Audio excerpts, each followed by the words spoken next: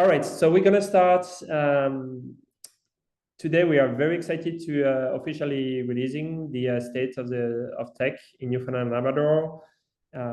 It's a report commissioned by techNL and produced by the Dais Institute with the support of NL Week as well. Before we begin, I just want to mention that we are recording the session because there are a lot of insights we are going to talk about that not necessarily going to be in the report, but through the discussions. And we want to make sure they are captured and accessible to all. And before we start, I also would like to acknowledge and recognize the Indigenous people of all the lands that we are on today and which we call home. We at techNL would like to acknowledge with respect the diverse histories and culture of the Beothuk, Mi'kmaq, Innu, and Inuits of Newfoundland and Labrador. Their contribution, past and present, continue to shape our province and its communities. So welcome everyone, my name is Florian Biomé and I'm the CEO of techNL. Very excited for this session, as I mentioned. Our vision for the sector is to make Newfoundland and Labrador a globally recognized, collaborative and diverse and thriving tech ecosystem. And we want to position the tech sector on the world stage. And to do that, it's very important that we measure how collectively we are achieving success. And so that report was, the goal of that report was to do exactly that. So how much we can generate insight on how we're doing, what we're doing well, what we could do better as a sector, allow us to do better and progress. And so for me, like I encourage you to really approach this session with curiosity, think about the big picture as on what we're trying to collectively achieve, but also try to see if there are anything you could do at your level in a tech company or as a support organization or just as a stakeholder, governments, etc., to contribute to that growth moving forward, because everybody has a role to play in advancing the tech ecosystem. So now I'm very excited to introduce Viet Vu. Viet is the manager of economic research at the Dais Institute in Toronto at the Metropolitan University, and is the lead author of the report being presented today. Viet, welcome. Can't wait to hear what you have to say. Thanks so much, Florian. I guess before sharing the screen, just want to say hello to everyone. I know it's lunchtime over in St. John's. I was in St. John's for the first time I want to say a month ago, and I definitely want to come back, and so very jealous of you all being able to have lunch there right now. Also saying hello to many friends and colleagues who are here. I see folks from NL Wix, who was also a valuable partner in this project, and so hi, Sharon, hi, Sashka, and a couple of others. But without further, I just want to make sure I can read it and that I can also read my own slides. And I think that is the case. So welcome. Thank you for joining this session, which I think has been a very long time coming. I will admit to when starting this project that I didn't realize the depth of and the interesting aspects about the Newfoundland and Labrador sort of tech sector. But interesting enough, that is actually the second project where I had focused on the Newfoundland and Labrador economy, and I should have known better because the first project also surprised me a ton about the sort of the diversity and really the vibrancy of the economy in the province as well as the sector as well. And so I was very fortunate to be able to work in this, and am very excited to be able to present some of the findings through this research with you all today. But before we start, I just wanted to talk a tiny bit about who we are, especially because we are a Toronto-based organization, so many folks outside of the Ontario area tend not to be aware of exactly who we are. So we are a public policy and leadership think tank based at Toronto Metropolitan University. Many of you may know it by its old name, Ryerson. We changed the name of the university in 2022. Incidentally, also changed the name of ourselves in 2023. And so we're actually just about 2 years old. But the work that we do really focus on understanding the intersection of technology and how that interacts with the economy and democracy. And so to that end, we kind of talk of ourselves as our work being focused on three main areas. First is tech and innovation, which this work very much feeds into. The second aspect of it being education and skills. And so talking about the post-secondary system, whether the training system is sufficient, which is the project that we also worked with the Newfoundland government, then the federal government, as well as the Newfoundland and Labrador Workforce Innovation Center on. And finally, the idea of democracy and trust and how digital technology, things like social media or even AI, might be interacting with our democratic systems. And we're also very sort of cognizant of the fact that we are in Toronto, where a lot of us believe perhaps that is the center of the world. But one of the blind sides that can envelop is that Canada is actually a lot larger. And so we love working with organizations like techNL, also out west in BC, sometimes in the territories as well, to actually ensure that our work doesn't just stay in Queen's Park or Ottawa, that our work in fact stays relevant to the diversity of Canada overall. And so I was very excited to be able to collaborate with techNL on this project. It also goes without saying, right, that this work would not have been possible without the support of the Government of Canada's Sectoral Workforce Solutions Program coming out of Employment and Social Development Canada. Now I believe the ministry's name is Jobs and Families, and the collaboration with the Newfoundland and Labrador Workforce Innovation Center, who provided some really valuable local insights into this piece. And so just wanted to do a couple of acknowledgements there. So, what are we going to do today? We're going to cover a lot of ground, but I think that I can break that down in about 5 specific steps. The first thing that we're going to talk about is the broad economic impacts of the Newfoundland and Labrador tech sector. And then we're going to focus on the workforce. Who are the people who really power this ecosystem here in the province?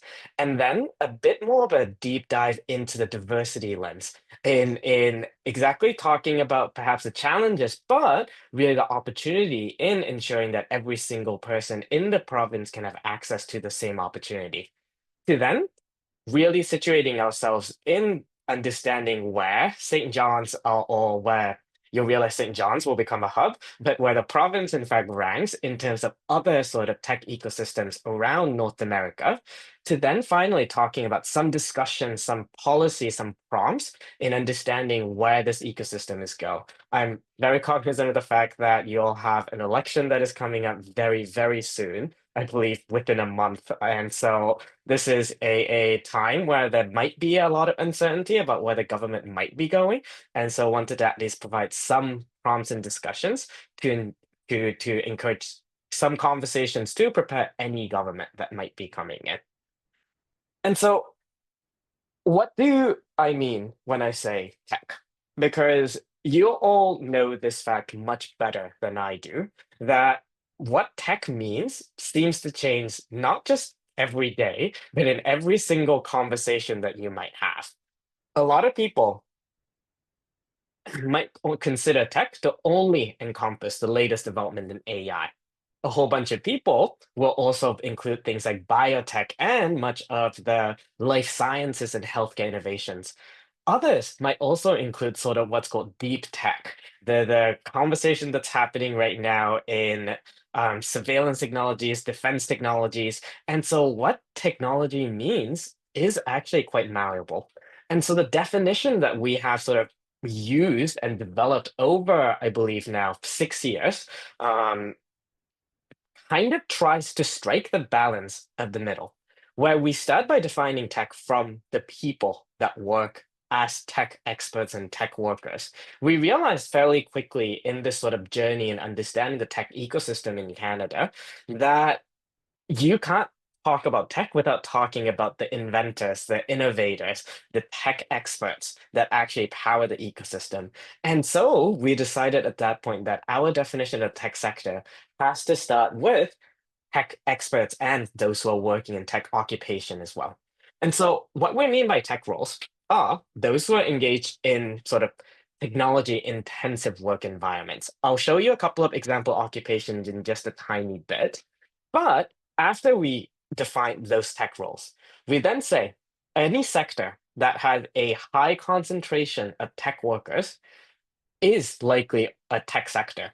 That then forms our tech sector sort of definition. You might realize then that this kind of creates a Venn diagram situation, which is what I'm presenting to you now. There might be those who are in tech roles who might not be working in a tech industry. Let's say your bank IT professionals or your government web designer, let's say. They don't work in the tech sector, but they're still tech professionals. And you might also realize that in the tech sector, there are more workers than just tech professionals. There are your accountants, your HR professionals, your marketing and public affairs specialists. There are a whole lot more non-tech occupations who work in the sector as well. And our goal is to be able to look at each of these slices slightly differently. You realize that in some cases it matters, in some cases it matters less, but I just wanted to provide you with a broad perspective on what we mean in terms of tech roles and tech sector. Just as a sort of robustness thing as well, this is the definition that we have in fact tested over the past 5 years in both our research and research that others have done, and it has tended to work very, very well in identifying the tech sectors. There'll be a couple of industries and occupations on the margin. You might wonder, oh, should this be a tech sector? Should this be a tech role? But what I can assure you from about 6 years of experience in testing this definition and using it in various forms of research, that it does capture that essence of what it means to be a tech company or a tech worker. So here are some of the tech occupations. This is obviously not an exhaustive list, but I just wanted to get you an idea of the type of stuff that will be captured whenever we talk about tech positions here. You have computer engineers, data scientists, mechanical engineers, aerospace engineers, information system specialists, stuff that you might think of broadly as I would say 3 major groups. The first group are your engineers. So your applied tech person. They might not be working in a traditional tech company, but they might actually be working in places like advanced manufacturing, still in fact advanced in the tech sector. The second type would be the telecom folks. So those are, I would say, working in the IT infrastructure side, your broadcast technicians, your data center operation people. And then finally, there is a direct IT or information technology professionals. Those are your computer engineers, your web designers, your data scientists, who are actually working really at the front line of creating technology products. And so you'll realize that all of our tech occupations really belong to any one of these 3 categories. In terms of industries, again, what I would say is that there are sort of 3 broad categories that they belong to. On the first category is really talking about advanced and high-tech manufacturing. That's what you see here in communications and equipment manufacturing. And then there's a second one, which is again about this infrastructure side of things, satellite telecommunications, data centers, stuff like that. And then finally, there's also the information technology or technology services, computer systems design and related services. Now, there's a fourth secret one that I don't list here because I didn't want to create initial confusions, but we're actually seeing an emergence of a fourth sort of technology cluster that actually has to do with the finance industry. Things like pension funds, actually, where a lot of the financial instruments and the way that finance is operating is actually highly technical currently. Some of you who might be involved in fintech space might know this intimately through developments of things like, digital currencies to open banking conversations. And so, in fact, many financial-based industries are, by virtue of them employing a lot of tech workers, starting to actually emerge as a nascent tech industry that I think is a fascinating sort of case. Within the Newfoundland and Labrador case, this matters slightly less in the national setting, but I do want to sort of talk about the finance case to talk about the nuances of our definitions and how it allows us to capture some of the slightly more non-traditional tech industries as well. So now that just so you know, there are about 2 more slides of me lecturing at you before showing the exciting stuff, but trust me, all of this matters. And this is also me doing the due diligence as well to ensuring that I'm very transparent about how I arrive at these numbers. So every sort of number here comes from various different data sets. A whole chunk of this presentation's data and this paper's data comes from the 2021 census, especially the long form census that happens every 5 years. Now, you might wonder if it is in fact an outdated data source, especially given the fact that the text market overall has shifted quite significantly. We understand that concern. What we have been seeing is from other research is that the existing tech workers hasn't shifted too much. That is to mean, in terms of things like compositions, diversity, even pay, we can still likely use the 2021 census as a baseline. We do recognize, though, that in terms of new hiring, in terms of tech graduates, the market has shifted quite significantly from that 2021 standpoint. And so we do endeavor to supplement that by using a bit more updated data source, specifically with vicinity jobs when it comes to real-time job openings, which is where we have in fact seen a lot of movement in the tech sector, as well as the number of other public and private sources and US data, and talking about that compensation benchmarking exercise that we're going to do later. And so all of the data set that we use has these three focuses of it being locally relevant, comprehensive, and timely to the extent that we can. And sometimes when you focus on, for example, the comprehensiveness, let's say with the 2021 census, you sacrifice a bit of the timeliness. And so that's why we supplement it with a number of other data sources. Finally, this is, I think, a personal request from Florian for me to provide a macro 101 lecture to everyone, because one of the numbers that I'll be presenting in just a second now is a very specific number that I think can generate a lot of discussions and questions. And I agree with Florian that I probably should prepare you for what this is. So the number that I will be showing you momentarily is GDP, or gross domestic product, a number that you see often talked about in economics discourse, but I would argue that fewer people know the intricacies of what it is and how it's calculated. So intuitively, GDP is really just the value of everything that is produced in a given time period, usually a year. And so how do we measure it? A lot of people might assume, right, that you just need to add the revenue of all companies, and then that ends up with your value of GDP. In fact, that creates a really interesting issue, because a company doesn't just produce and mine everything themselves. They buy sort of the raw materials or what have you from other companies, right? And when they buy those raw materials from other companies, that gets recorded as that downstream company's revenue. And so if you add all of these companies' revenues up, you're effectively ending up double counting a lot of these revenue streams. The more complicated your supply chain is, the more you end up double counting revenues that should, in fact, just only be counted once.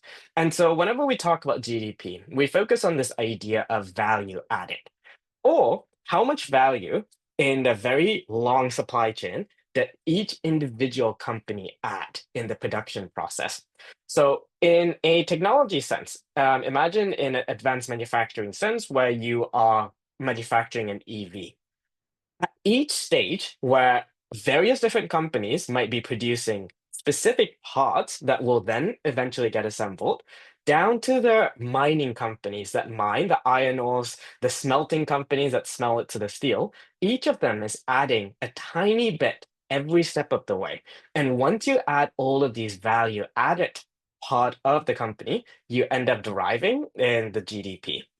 Another very common question, and especially perhaps relevant in the Newfoundland and Labrador case because of Verafin, is whether a foreign company, sort of foreign ownership of a company, impacts a GDP number. The quick answer is it doesn't, because the only thing that matters with GDP is that the production process needs to happen inside the boundaries of the country. And in case of Verafin, one of the remarkable thing, as you know, is that after the NASDAQ buyout, the founders negotiated for all staff and offices to, in fact, remain in Newfoundland and Labrador. And so, in fact, Verafin would be counted within this measure. Having now done that macro 102 that I know all of you had signed up for when you looked at the title of this webinar, and I know you all enjoyed, we actually can go into the numbers. So this is the most important graph, I would say, of this report. In longitudinal tracking, the GDP contribution of the tech sector in Newfoundland and Labrador. The axis is in millions of dollars. So when it says 1,800, that means $1.8 billion. Constant 2017 dollars, that means that it's inflation adjusted. That means that you can, in fact, compare the dollar figure of 2023 to the dollar figure of any other year, and you can be assured that it already has taken in account inflation. So this $1.8 billion number is in 2017 dollars. Obviously, a whole bunch of inflation has happened. Once you adjust for that inflation in today's sort of like numbers, it becomes something like 2 point whatever what million or billion dollars. But the key part that I want to focus on is the trajectory here. There was a stability for the Newfoundland and Labrador tech sector between this period of 2012 post-financial crisis up until about 2016. And then it started taking off. Obviously, you can notice the COVID hit and the COVID recession that resulted in a decline, at least momentarily, which has now more than bounced back. And so, really, between this period of 2016 to now 2023, 2020, we have now ran the number for 2024 as well. It has increased a tiny bit, but again, the trend still holds.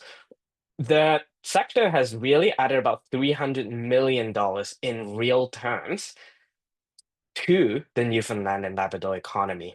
And that's every single year that you can think of from now on, which I think is quite a remarkable growth for a relatively small tech ecosystem within the context of North America.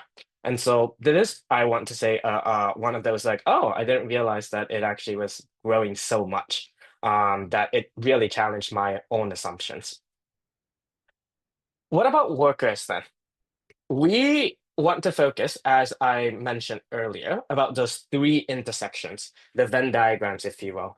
There are those who are working in tech roles, of which there are about 5,500 people, about half of which work directly in the tech sector, half of whom works outside of the tech sector. The tech sector overall has about just under 10,000 people, which, if you are looking at it from the perspective of Toronto, it might seem like a small number, but again, it's a pretty great number when it comes to a province that has a much smaller labor force than places like Ontario, Quebec, or other provinces. You might also notice that the average income for tech workers and just overall tech sector workers is fairly high at the minimum point across all tech sector to be on average of $85,000. And tech roles are actually commanding on average. So this includes anything from senior to entry level position as well, on average of $95,000, which is a very significant pay bump from the non-tech side of things. Another question that you might want to be asking is where are all of these tech workers located? And this is what I was alluding to, where one of the biggest hub, if not the only hub really in Newfoundland and Labrador, turns out to be St. John's, the Avalon Peninsula area. So St. John's here, again, shorthand for Avalon Peninsula. It certainly encompasses many of the smaller municipalities around St. John's as well. But just for brevity, I'm referring to that as St. John's here. The second, slightly smaller set of hubs, if you will, include places like Corner Brook, Gander, places on the west coast of the province.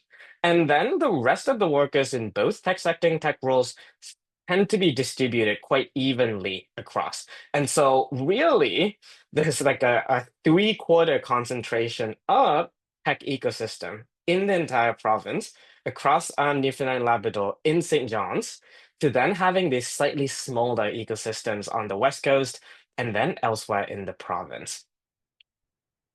Now, how has that sort of shifted in job posting? This is where, again, right, has this, the graph the table I just showed you now talks about the labor market situation for tech in 2021. Still very much height of the pandemic. where perhaps a lot of people might have moved away from the main cities, or you might have a lot of folks from Ontario actually staying in St. John's to wait the pandemic out in the Atlantic bubble. And so you might be curious as to how the geographic distribution of opportunity in particular might have shifted from that point in 2021. So that is why we sort of looked at job postings data, specifically when it comes to tech postings and sort of tech industries, even though with job postings, it's much easier to identify tech occupation postings as opposed to tech industry posting because some of these postings don't necessarily include the actual company names for us to substantiate whether a company that is posting is belonging to a tech industry or not. And once you look at it, you realize that this distribution still generally holds. There is that bright pink spot in exactly the Avalon Peninsula, the St. John's area. And then you see a couple of the red hotspots that are coming up in places like Corner Brook on the West Coast and places that I again profiled earlier. And so we currently don't have any huge reason to believe that this geographic distribution has shifted from that 2021 baseline, just as, again, as a robustness. When it comes to diversity, this can be a potentially difficult slide to go through. The place that I start this slide is by acknowledging, right, is that many of the challenges I'm about to profile right now are not unique challenges to Newfoundland and Labrador. One of the research stream I've involved myself in over the past 6 years in understanding the gender diversity of tech workers in Canada overall. And what I will say is that at least when you look at things nationally, Canada not only has not improved its gender composition of tech workers in the past 20 years, the pay gap, if anything, has in fact increased and tripled over that same period. And so that's the same perspective that I would want to look at these numbers as well. Because the unfortunate reality is that there is, in fact, a gender pay gap in tech in Newfoundland and Labrador. And that pay gap amounts to about $25,800, which is slightly larger than the national pay gap currently at $20,000. And when I present this number, right, a common question could be that, oh, did you control for things like the seniority of someone or someone's occupation? Maybe women like to be less become less likely to become an engineer as opposed to, let's say, a coder. But the reality is all of those additional analysis allow you to understand exactly why or how that gap is being created.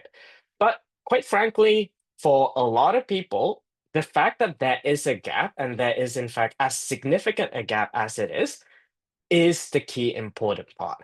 In order to solve this, that's when these additional analysis talking about seniority. So maybe the way to solve for this is increasing a pipeline of senior tech talent or composition of university programs is all in service to solving this pay gap. But it is in fact important for us to be able to characterize just the fact that this gap exists to begin with, which again, key part is this is not a unique challenge of just Newfoundland and Labrador. It continues to be there for the rest of the country as well, but a reality that we should be talking about.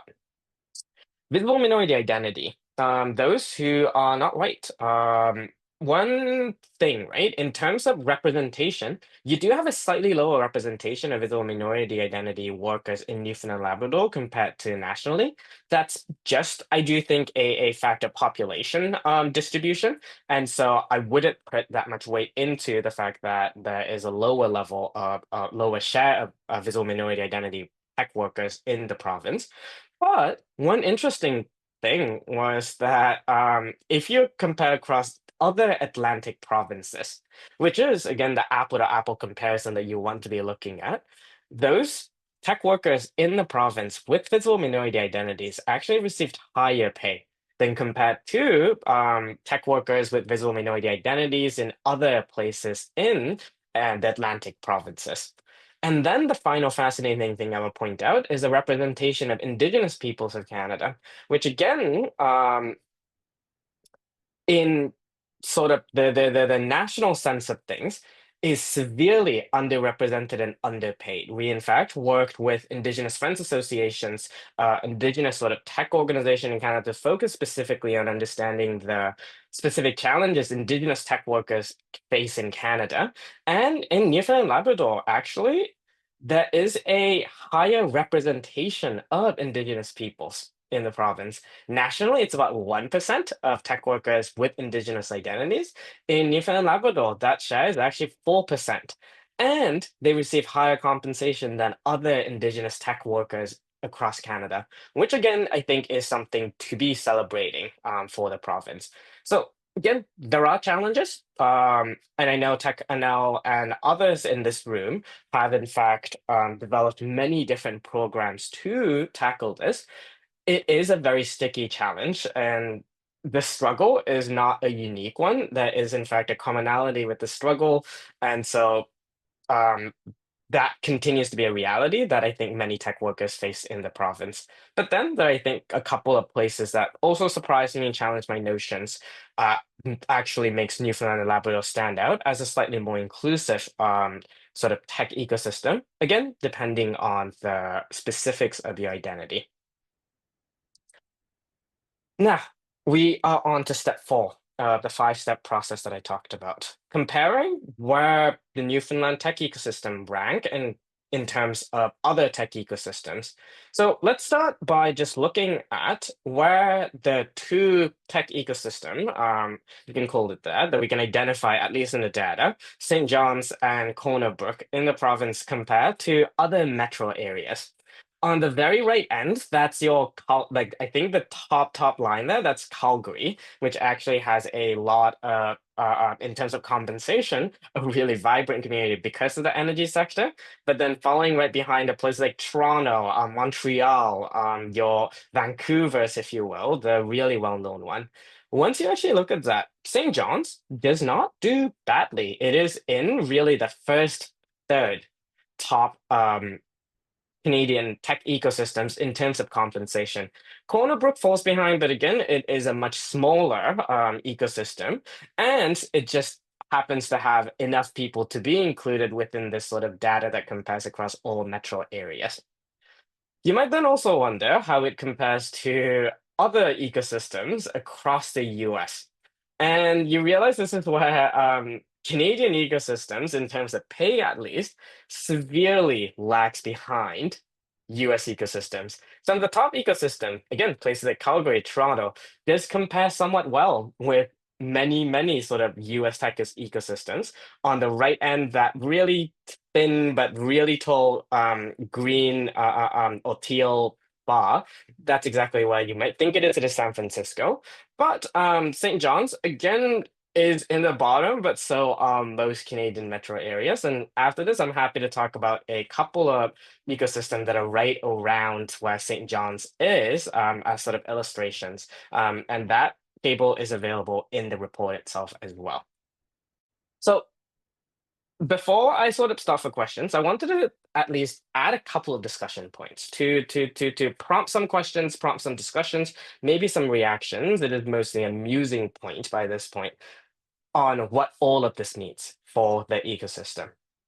One of the big and important question that you might want to ask ourselves is what kind of companies do we need to be supporting in growing the ecosystem for the Newfoundland and Labrador sort of tech future? And a useful frame that I often talk about in this sense is the idea between stock and flows. Stock is what's keeping the lights on. Flow creates new opportunity. And what turns out to be the case is Newfoundland and Labrador has some of those really large companies. But if what everything that those large companies are doing is essentially just staying the course, keeping themselves in business, and keeping people employed, that's great. But that's not going to allow you to, again, increase that GDP graph, increase the number of tech workers. All of that needs to come from companies that can actually grow. And the companies that do grow, and this is again not a unique thing for Newfoundland and Labrador, tend to be these companies called scale-up companies. So what is different about scale-ups? Scale-ups are companies that has moved from the startup phase, where there is in fact a governance shift. a shift away from the model of a single founder making every single decision. In fact, what really distinguishes startups into that scale up that can grow, that can potentially do things like IPO, are that governance shift. And so any program that can actually work with founders to introduce a decision-making framework so that the company itself can make decisions instead of the founder, that's likely going to be a nice focus or in supporting those kinds of companies that are transitioning into a scale-up stage. Second discussion point, this idea of Canadian foreign ownership. Again, this is a question that comes up a lot in Newfoundland and Labrador because of Verifin.